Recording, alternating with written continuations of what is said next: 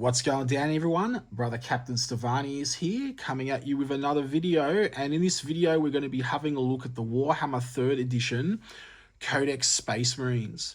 Now, I had this copy back in the days. I lost my copy. This is actually Matt's copy, a friend of the channel. And he's loaned it out to us so we can have a look for review and educational purposes. Some of the art, have a little bit of a flashback of the Warhammer 40,000 3rd edition Codex, which housed the rules for the Space Marines. And it's actually interesting because back then they also had Space Marine rules in the Codex, the core rulebook as well. But you know, so it's not like now where they don't really do that. The core rulebook's separate. So Codex Space Marines, this copy here, as mentioned in the intro video, is signed by Andy Chambers himself. Matt was at an event and he saw him there and he got his signature, signed the book. Pretty fantastic. And you could see that it's real pen as well. All right, so on the front, we've got Imperial Fists, right? We've got, this is actually quite an iconic piece with the flag going on in the background. And it's very interesting that they didn't use the Ultramarines for this. And I spoke in the first video, the intro video, about the Black Templar and their reasoning for using the Black Templar of the 3rd edition core rulebook, not the Ultramarines or Blood Angels, who were the poster boys in 2nd and Rogue Trader. But yeah, they went for fists, which was pretty cool. And on the back, we could see that there's Black Templar as well, so which is pretty cool. So yeah, pretty awesome. Right, excuse the knife stand there. We're, you know, still getting back into the YouTube, so I'm still, you know, getting everything set up properly. But so we better start getting some videos out. So yeah. So here we go. So basically we have the contents here, and this is probably the first super awesome part. I'll sort of get a long shot of this and then a close up of it. This is what a company would look like in 3rd edition. So you can see the old metal Thunderhawk there. This is a very old model. They redid it since. And you've got, looks like Calgar and a command squad up the top there. Dreadnought, good old Boxnaut.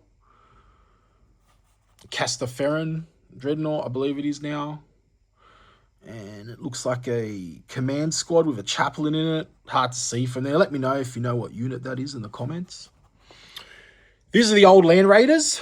Later on, they rejigged them into what we know as the Land Raider Proteus now in 3rd edition, Horus Heresy, which is pretty cool, I feel, because like I always really like that design. I like the newer Land Raider design as well, but I also like this design, even though it's quite impractical with the, you know, with the tracks exposed and really big there. You'd think that'd be covered up, but you know, some World War I tanks sort of had that back before they started putting lots of track guards on things as well. And we had the old school, these are like the old school Rhino designs. So you notice here, you could see they have the rail guard there on the side. I've actually got a couple of those models and some of the old Predators as well. But that's before the new Rhino came in. And what you'll notice, it's sort of a mix between the Horus Heresy Rhino and a mix between the newer 40k Rhino as well. So, and then we have the Terminators as well in the front line. And up the front here, you got a chaplain and looks like a Terminator captain. And you can see here how rigid those models used to be compared to now, which is pretty crazy, right? And I don't know about that face. Doesn't look like that's been washed with Kislev flesh. It's in this photo. You know, it often makes me wonder, you know, how detailed were these models, or did they just paint something up really quickly for the photo? So I imagine some of them would have been, possibly like, you know, Calgar and the command squad up the back, because it probably would have used, probably would have used it for promo, other than this book. And you can see here, this was before like null oil came out even. Or it may have been actually just when Null Oil came out. So you can see there's very little washing on the tracks. It's all very pristine. Back then, it wasn't called lead belcher. It was called, what was it called? Let me think for a second. Bolt gun metal. That's what the Citadel paint was called, bolt gun metal. And you can see here, these flags were actually usually little stickers. So that was pretty cool as well. So yeah, it's have a look at that centerpiece right there, because it's awesome, right? So literally just because it's awesome. So we got Andy Chambers' signature there, and we have some artworks, we got some tactical Marines, the flamers. You notice a lot of these weapons look very much the same, if not identical, in 3rd edition.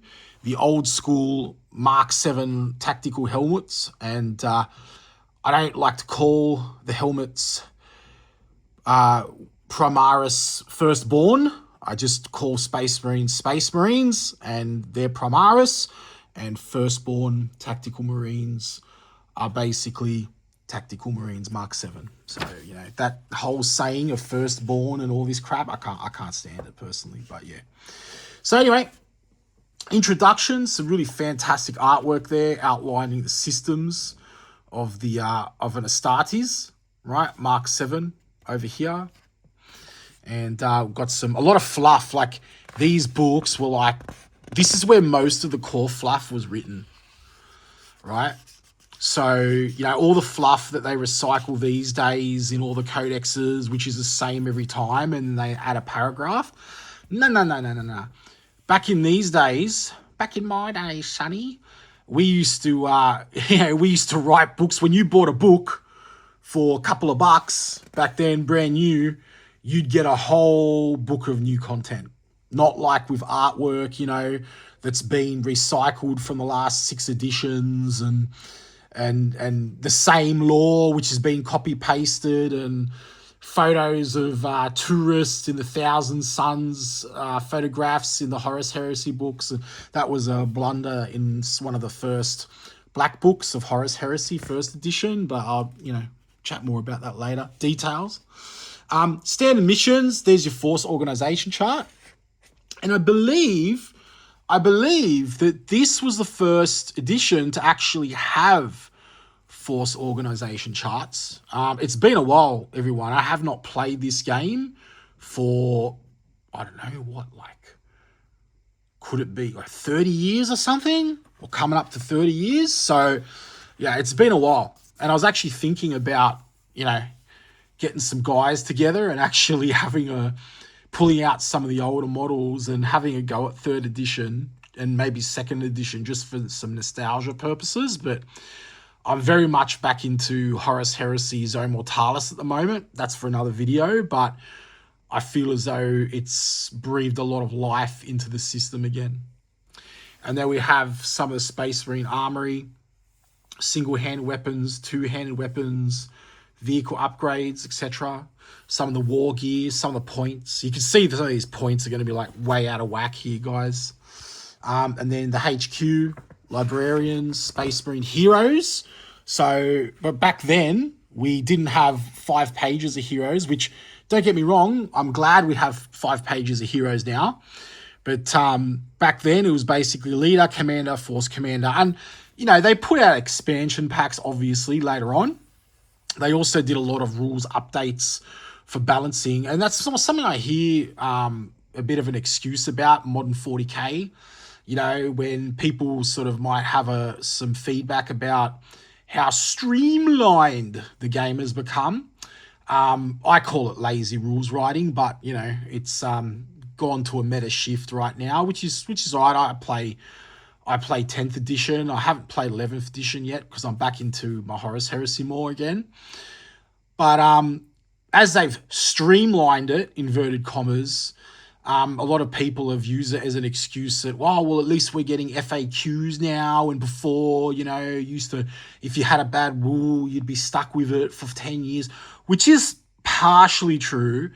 But what's not true is that Games Workshop did use to FAQ rules.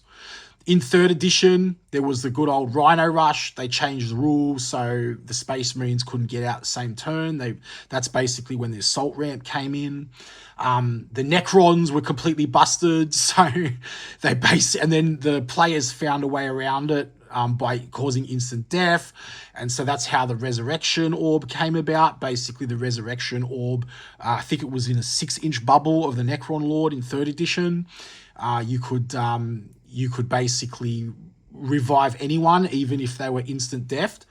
And that instant death was the progenitor of the instant death rule that would go into 30k and 40k later on as well.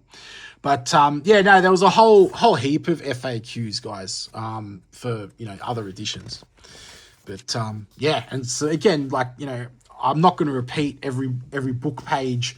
Oh, some fantastic artwork, because on every one of these pages of these books, it's just chock-a-block, full of fantastic artwork, So, and we could talk about this stuff for hours. And maybe in the future, I'll do a live stream. We can go through the book together and have a chat about it together. But for now, let's just get it on the record, because I'll have to get the book back, bring the book back to Matt. So, so the Rhino troops. So a lot of this fast attacks. So, you can see here the, a lot of this is carried over to modern 40k or new 40k, inverted commas, for the hip, cool people.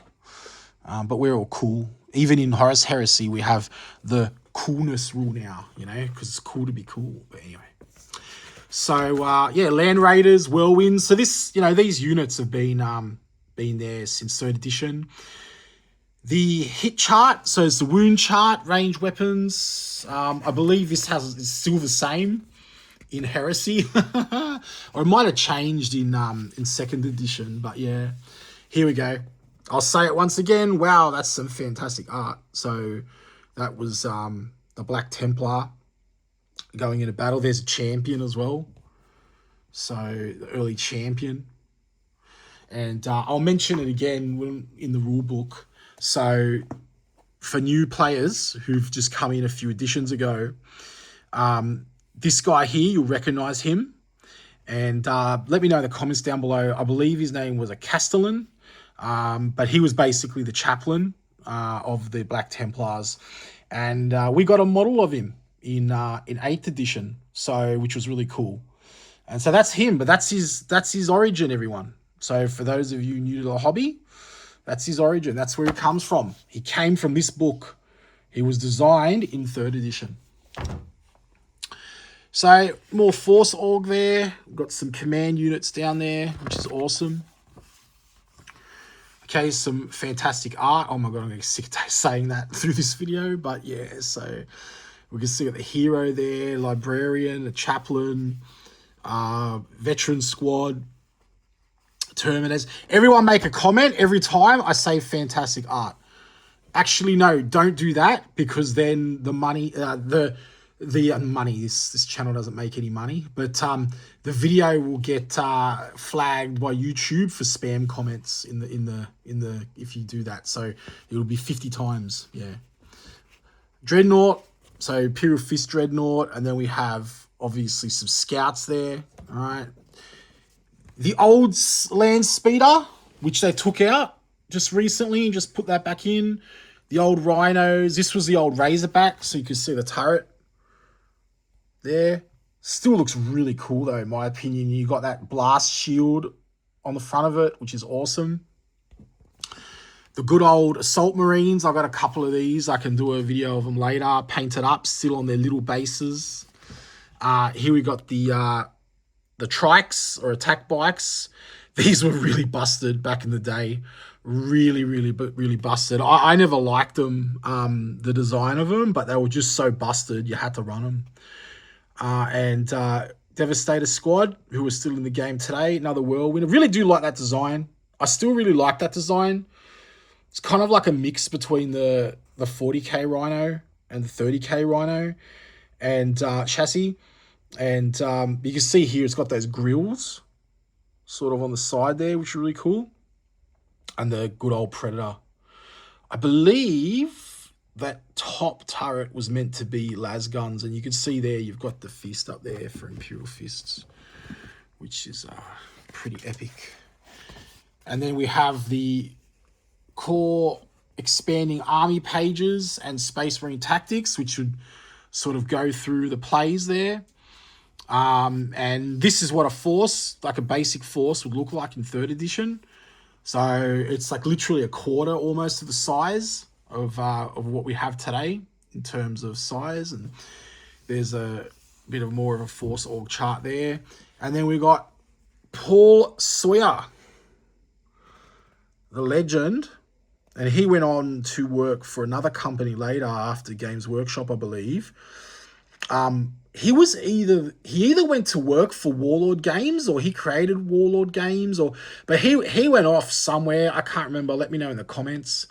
But he went off somewhere after Games Workshop, but he was there for a while. But he was huge, and he was responsible for putting White Scars on the map because at the time no one really wanted to play with bikes, and even though they were broken, they became broken later. But at very first, people didn't want to play with them because they wanted to play with the power armor and all the cool new stuff. And Paul Sawyer was the one who put the White Scars on the map. So here we have some paint schemes, right? You'll recognize some of these guys: White Scars, Raven Guard, Marauders, Raptors, right? Rampages. I don't remember them recently being talked about much, but Ultramarines, White Consuls, essentially one of the White Scars successors, I think. Aurora chapters and Sons of Medusa, they're still around. Doom Eagles, they're still around. Black Templars, obviously. And Crimson Fists, Imperial Fists, Iron Hands, the Red Talons. Some cool stuff there. And there's that sort of half two-tone scheme, the Eagle Warriors. A lot of people still doing that method. And you'll notice here at the paint, the way the paint pots are designed, you notice all the paints are different names: Regal Blue, White Skull, so yeah, those are all a different paint range before they went Citadel range. And they are still semi-available paints called Coat d'Arms, I believe they're called. But up until I think it was about maybe 7 years ago, they were identical to the Games Workshop formulas. But I think I've heard that they rechanged their formula about 7 years ago. So they're not apparently, or some of the paints aren't an exact match for the original paint schemes. Because I know I get a lot of questions about, like, Steve, like, how do I get, that Blood Angels red, like from in the 3rd edition, from the earlier editions and everything. And the answer is I think it was blood red. It was a different paint and different pigment back then. So very hard to get a hold of now. And there was a YouTuber who actually went through and bought a few of the Coat d'Arms paints, and he ran a test on them, and he couldn't get exact matches because he had stuff that he'd painted up with the original colors. And you can see there's a how to paint guide, more how to paint guide. And this is a fantastic page. I love this page. So this here is one of the old battle fortresses. This terrain you got in the box set. And you'd have a book called Wargames Terrain here, which was awesome. I never had this book. I've never actually seen inside this book. I want to. But essentially it taught you how to make terrain from trash. These days you have, a smorgasbord and army of YouTubers and people selling stuff to you to buy terrain. But back in the days, official terrain, you were like limited to this cardboard bunker, which is still epic. Matt and I were talking about trying to get a hold of one for some games. Actually, excuse me. Some of it was cardboard, but some of it was indeed plastic. And then you had this centerpiece. I've actually got that in the command center. So you will actually see that in some bat reps that that debris, that sort of wrecked building there.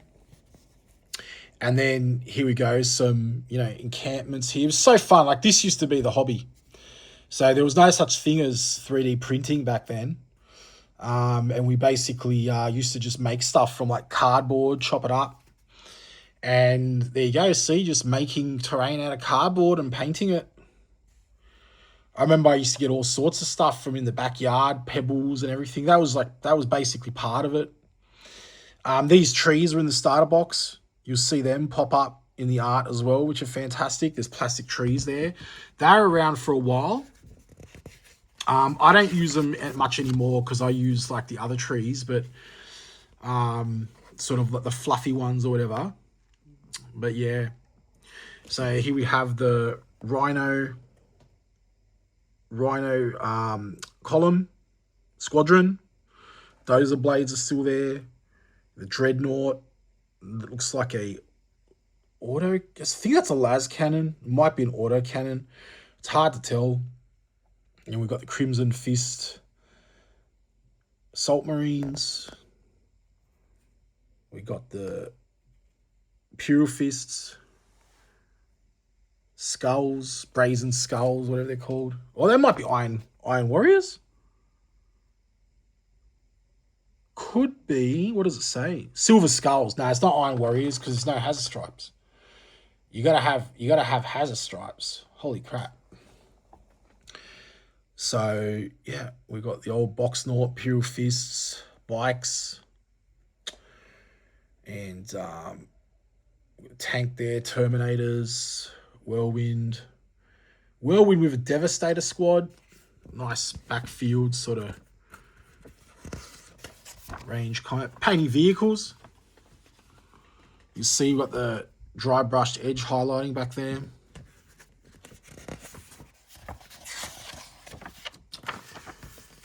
And the command squad with Calgar. That's like the second Calgar model. Actually, the first Calgar model was essentially him sitting down. Looked like he was on a toilet. But that's the first sort of him and his entourage. Now there's a Calgar model for everything. Snipers and scouts. These scout models stayed in the game, oh my god, for so long. I think like 8th or 9th edition they changed them. This is the one of the original representations of Horus. And I was actually kit bashed from a few kits. And also that was the Emperor of Man. So this is the only official model we've really ever had for the Emperor of Man. And that's Sanguinius on the ground there. Again, this is all kit bashed. This is from fantasy, like fantasy cloths and everything from the elves.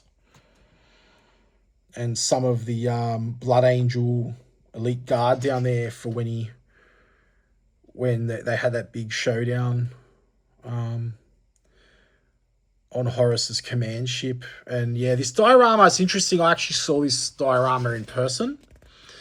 They used to have it sort of where I'm from in Sydney, and they used to have it in the Games Workshop shop there. And it was the original one, and I remember going in there asking about it because I wanted to buy one. I wanted to paint one. And I remember the store person there told me that, yeah, no, unfortunately, like, you know, they were very fortunate to have it because it was actually from Warhammer World or the HQ office back then. And, yeah, they just loaned it out to the Sydney store because it was a new store. And they had to actually send it back soon. And they did send it back because according to Matt, the original one is now back down at Warhammer World now. So, yeah. And then we've got the appendix here. Say the line, Steve. Say the line. More cool art. Love that. Love that. Love it. Look at that. This is when it was hardcore. This is when it was gritty. Not these like Toy Story Primaris Marines with their round knee pads and stuff. Nah, I like Primaris as well. But I just love this stuff. You know, like look how angular everything is. Like even the faces, you know, like so sharp and aggressive and just, yeah, this is when it was at its peak. Definitely. That's Calgar with the gauntlets of Ultramar, obviously. And some more rules here. Bit of salamanders. Got a paperclip there. I think this is one of the FAQs Matt was talking about. Yeah, the overrun rule. That was one of the broken rules from it. And, sorry about that. Again, like more erratas.